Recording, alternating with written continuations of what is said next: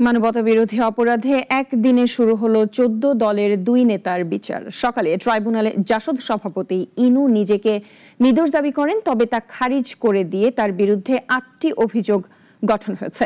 সেই সাথে আওয়ামী নেতা মাহবুবুল আলম হানিফ সহ ৪ জনের বিরুদ্ধে গ্রেফতারি পরোয়ানা জারি করে বিচার শুরুর আদেশ দেয় বিশেষ আদালত।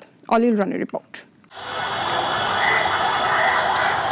সাবেক তথ্যমন্ত্রী ও জাসদ সভাপতি হাসানুল হক ইনুর বিরুদ্ধে জুলাই গণঅভ্যুত্থানে মানবতাবিরোধী অপরাধের ৮ অভিযোগে আনুষ্ঠানিক বিচার শুরুর কথা ছিল রোববার। সকালে সব অভিযোগ পরে শোনানোর পর আদালত ইনুর কাছে জানতে চান তিনি দোষী নাকি নির্দোষ। তবে সরাসরি উত্তর না দিয়ে জাসদ সভাপতি কথা বলতে শুরু করলে থামিয়ে দেন আদালত। পরে অবশ্য নিজেকে নির্দোষ দাবি করেন সাবেক এই মন্ত্রী। জোর গলায় বলেছেন যে উনি সম্পূর্ণরূপে নির্দোষ। উনি বলছেন মামলাটি উদ্দেশ্য প্রণোদিত এবং রাজনৈতিক আক্রোশের উনি শিকার, এবং উনি বর্তমান তত্ত্বাবধায়ক সরকারের যে ঘোষিত নীতি, যেখানে সরকার নিজেই বলেছে অনেক গায়েবী মামলা হয়েছে। নিজেকে নির্দোষ দাবি করলেও আদালত তাতে কর্ণপাত না করে ৮টি অভিযোগ গঠন করে তার বিরুদ্ধে। ৮টা হেডে ফর্মাল চার্জ গঠন করেছেন।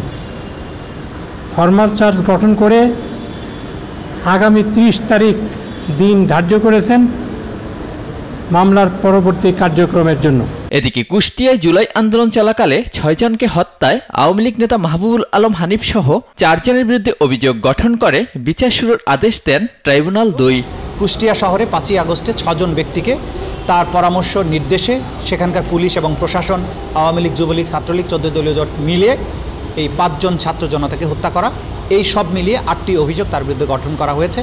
একই রকম অভিযোগে মাহবুবুল আলম হানিফ, যিনি আওয়ামী লীগের অন্যতম একজন নেতা, এবং তার সহ কুষ্টিয়া আওয়ামী লীগের আরও ৩ জন নেতা সহ মোট ৪ জনের বিরুদ্ধে আরও একটি মামলায় অভিযোগ গঠন হয়েছে, এবং সেটার বিচারের জন্য ২৫শে নভেম্বর সাক্ষ্য গ্রহণের জন্য দিন ধার্য করা হয়েছে। হাসানুল হক ইনুর মামলার আনুষ্ঠানিক সূচনা বক্তব্য ও সাক্ষ্য গ্রহণ ৩০শে নভেম্বর, আর মাহবুবুল আলম হানিফের বিরুদ্ধে সাক্ষ্য গ্রহণ হবে ২৫শে নভেম্বর। অলিউল রনি, নাগরিক, ঢাকা।